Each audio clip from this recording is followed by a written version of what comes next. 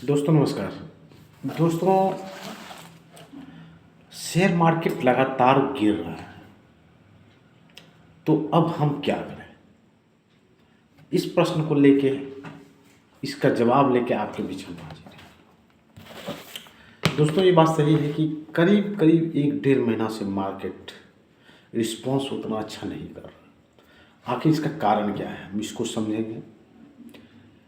इसका कारण मेन कारण जो है दोस्तों, FII फॉरेन इंस्टीट्यूशनल इन्वेस्टर जो है लगातार सेल कर रहे हैं।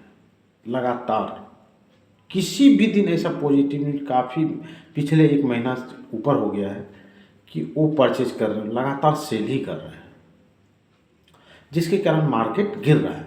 लेकिन बात ऐसा है कि अगर लगातार इतना सेल कर रहे हैं तो मार्केट ऐसा नहीं कि बहुत ज़्यादा भी गिर गया, 8% के आसपास गिरा है।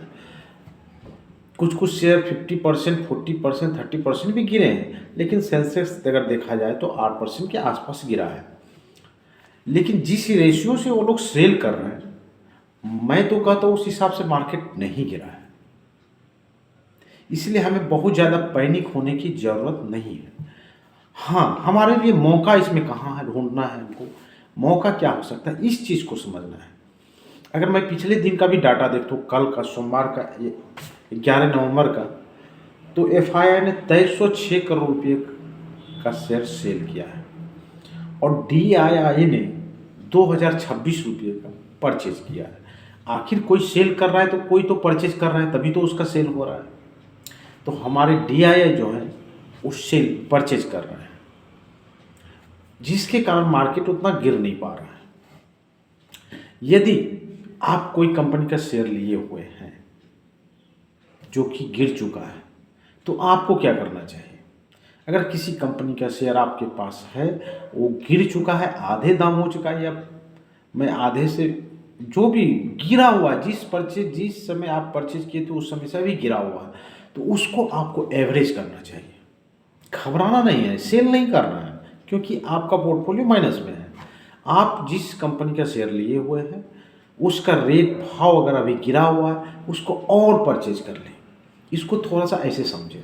अगर मान लीजिए किसी कंपनी का 100 शेयर आपने 200 रुपया में खरीदा है, यानी कि 20,000 में आपने 100 शेयर पहले खरीदा था, आज वो 100 रुपये में मिल रहा है, तो आपको क्या करना है? अगर यदि आपके पास पैसा है तो 200 शेयर, 100 शेयर फिर खरीद लेना, क्योंकि 100 रुपये में मिल रहा है। तो पिछले बार आपने 100 शेयर खरीदा था 200 रुपये के दर पे, यानी कि 20,000 लगा था। इस बार आपने 100 शेयर खरीदा 100 रुपये के दर, यानी कि 10,000 लगा। तो टोटल 200 शेयर आपके पास हो गया और टोटल जो इन्वेस्टमेंट की वो 30,000 हो गया। तो आपका शेयर एवरेज प्राइस क्या हो गया? 150 रुपये।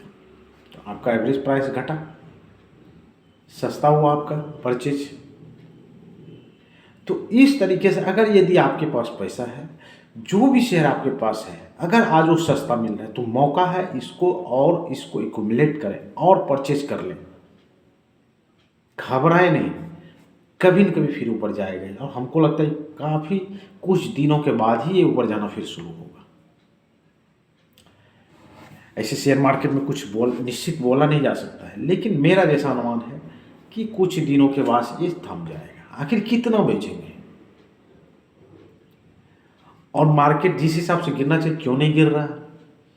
क्योंकि हमारे म्यूचुअल फंड में इतना पैसा आ रहा है अभी के डेट में।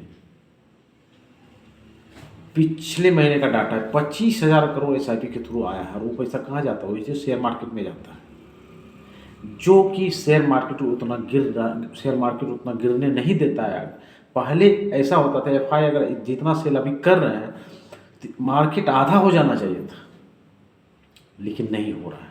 उसका कारण है ये जो SIP में पैसा आ रहा है DII को, वो परचेज कर रहे हैं। आखिर मौका उनको दिख रहा है तभी तो परचेज कर रहे हैं। इसलिए आपके पास भी मौका है, आप भी परचेज इसको करिए। और एक चीज़ समझिएगा, 2020 में हमारे देश में 3 करोड़ डीमैट अकाउंट था और अभी 2024 में 17 करोड़ डीमैट अकाउंट है।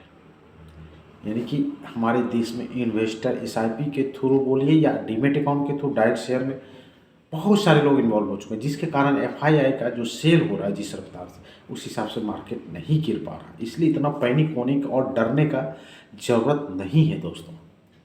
बस आपके पास मौका, अगर कैश पैसा है तो और एक्यूमुलेट करें, अगर नहीं है तो वेट करें, इंतज़ार करें।